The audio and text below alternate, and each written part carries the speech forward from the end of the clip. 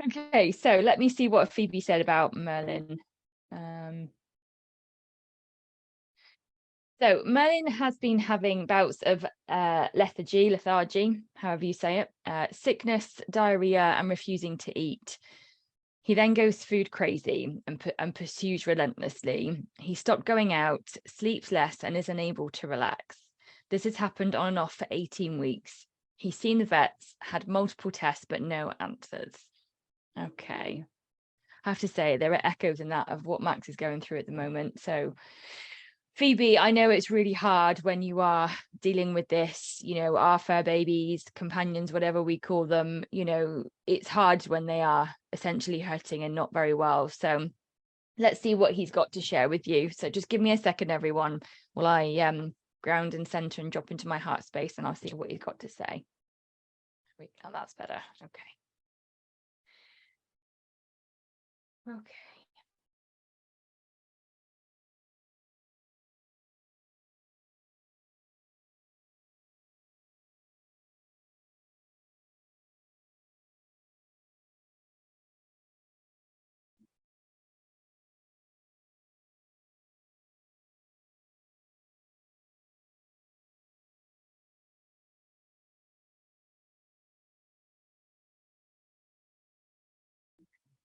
Feels really unsettled.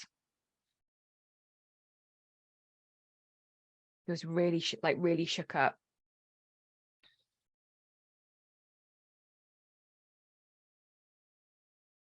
Oh, his energy feels like really tingly, like it's just all a bit wonky. I don't really know how else to explain it. I've never really experienced this before.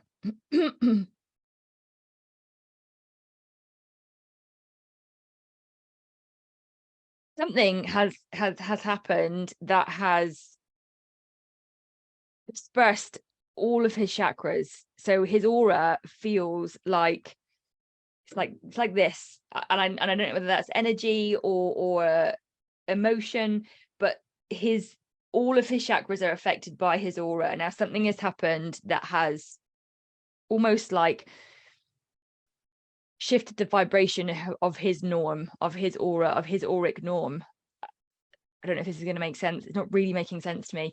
So every color has a frequency, every person has a vibration, every being has their own frequency and vibration.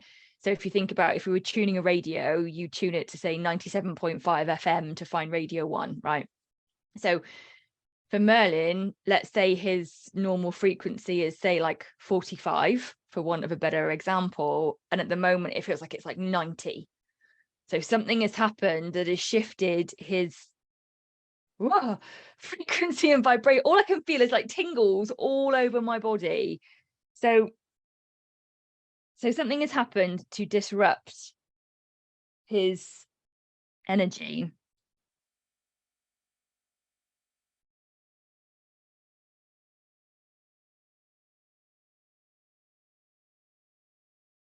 So I don't know if you've moved house.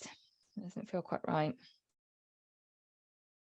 It feels like he's met someone, or he's been introduced to someone, or he's interacted with someone, and it's been a shock. Now, whether that's someone coming into the home or an outside cat, I don't know. I don't know if he's indoor or outdoor. No comments. Moved house in July. Interesting. It's sooner. It's after that. It's something about meeting someone. He's had a soul like displacement, a soul recognition with someone, and it's displaced his energy. That's how it feels. Ham's nodding. That's good. And he's not settled from it. He's not like grounded himself or found his like 45-degree frequency again. He's not like come down almost from it, which is why one minute he's fine, the next minute he's not, and then he's this and then that, and Pam's identity. Interesting. Do you know what, that is a realm I've not kind of entered into yet, but I'm glad that you said that, because it is something, it feels just really unsettling. So let's think about how we can help. Okay. All the hairs on all of my body are sticking up. This is the weirdest feeling I have ever had. I have to say, Phoebe, like, this is the most bizarrest thing I've ever experienced. They've got a little black farm cat called Casper that comes and visits. Yeah, I don't know. It's not that. No, Pam's shaking her head. No, it's not that. I'm going to pass over to Pam in a minute because she's got experience of this with her own cats. She might be able to give you some more information, but let me just see what I can do. Let me just see what I can do, what he needs to ground and center, because basically, like, his frequency is just like, oh, okay, but come on.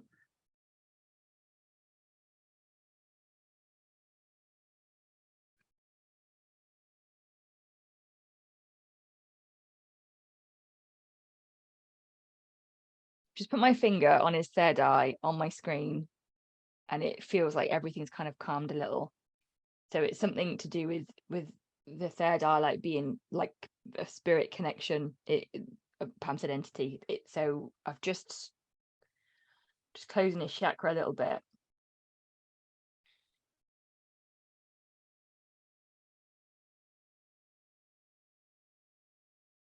Like, Phoebe, I would. So there is something about the dark blue. Funny enough, the color that I'm wearing, I don't know if you can see on Instagram, like a navy blue color for his third eye. The darker blue will help to bring the energy down a bit, and it will start with his third eye. Yeah. I would also, I don't know, if you can have cuddles and physical touch with him. I would also think about, when you are with him, if you can get near him, if you can touch him, about you stroking it as well, and having the intention of closing it or reducing it. I would say the size, the shape, the connection. Okay, and I can't stop doing it for myself at the minute because that's what he needs. So have the intention of bringing his energy back to himself. I would use the mantra, your energy is your own. I'm going to put that in the chat because you need to start saying that to him, using that with him.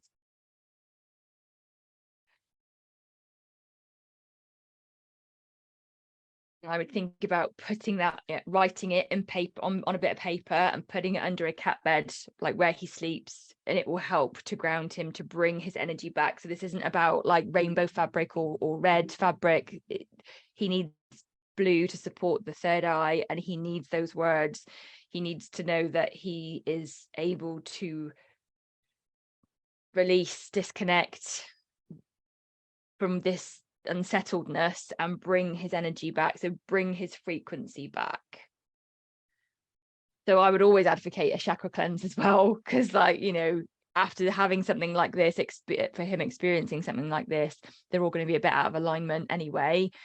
So I would seriously think about, having a chakra cleanse, so that he's got basically almost like a factory reset of energy, and you can bring the chakras to where they need to be for him to bring him back down to that kind of like 45-degree frequency, if that makes sense. I don't know if this makes any form of sense.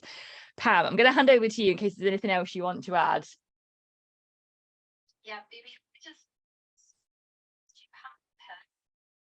in recent year or months, because this is resonating with pet, not a person, and it's not malevolent or anything. And I'm sensing it's a family. It was a family member who was back visiting, and I can tell you from what I've seen with my own cats, whenever the cats in spirit visit, they really get freaked out, because the energies were like zipping around like shooting stars all over the place, and it can be overwhelming, and it can just make them like, because there's energy that they don't understand, and they don't understand where it's coming from, and they don't know how to get away from it. So yeah, I would just figure out if you can identify who the pet and spirit might be, and then figure out what it is they're here to tell you, because when they come, they have a message for you. Maybe it's to support you in some way. But they're here for, not to torment the cat, but the cat is the messenger. The cat is the canary in the coal mine, so to speak, to let you know that there's a visitor and there's something you need to deal with. So that's my input on that. Yeah. Lovely, thank you, Pam. I agree with you. It's not human, it's animal. There and there is, yeah. I totally agree. I think that's a great recommendation. So Phoebe, I hope that's been helpful and useful. I think you might need to do a little bit more with him. So we've made a couple of suggestions about how to support him with getting him back on track.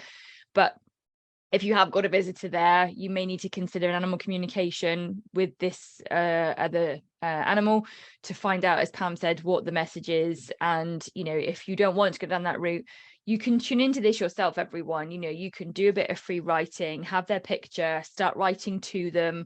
You know, it will change at some point to you writing from them. Just let it come, you know, sit, be open and see what comes through as you're writing if you don't want to get another professional involved. So there's always a way for you to do it yourself as well.